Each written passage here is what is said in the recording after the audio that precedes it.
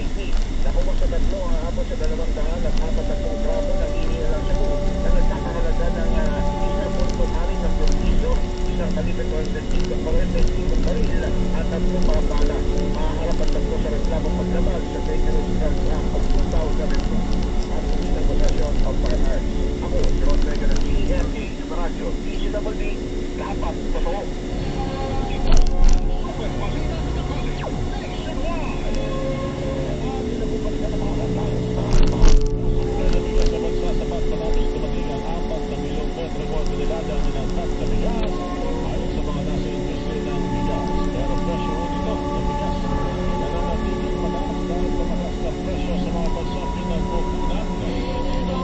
Pangangailangan ng Pilipinas sa magangkat ng karagdagang supply ng isda. Pinanindigan ng isang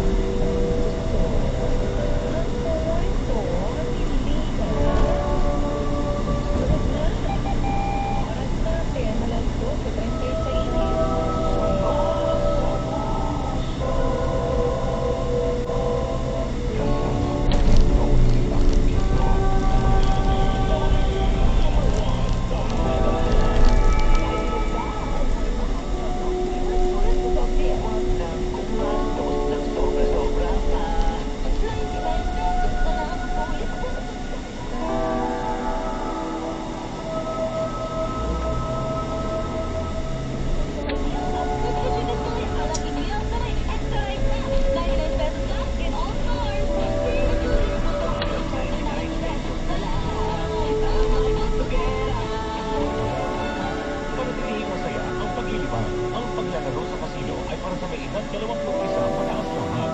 Magtakda ng oras at limitahan ang gastos sa paglalaro. Huwag magsugal kung nalulungkot. Huwag hayaang makasira ng buhay at pamilya. Para sa impormasyon, focus sa responsible gaming. Tumawag lamang sa hotline number 02-8404-0171 o bisitahin ang www.casinofilipino.ph. Isang mensahe mula sa Pancor. Keep it fun. Game responsibly. Naglaman ang Philippine Amusement and Gaming Corporation ng PAGCOR ng bagong pakete para sa Community Bingo Program nito. Ayon kay PAGCOR, Assistant Vice President Maria Teresa Ocampo, dahil dito ay makakalikom ng mas malaking pondo ang Tsatsaga mga ka rin naman. organisasyon at lokal na pamahalaan na balak magsagawa ng fundraising activities. Base sa bagong pakete, maaaring kumita ang isang organisasyon ng hanggang 5%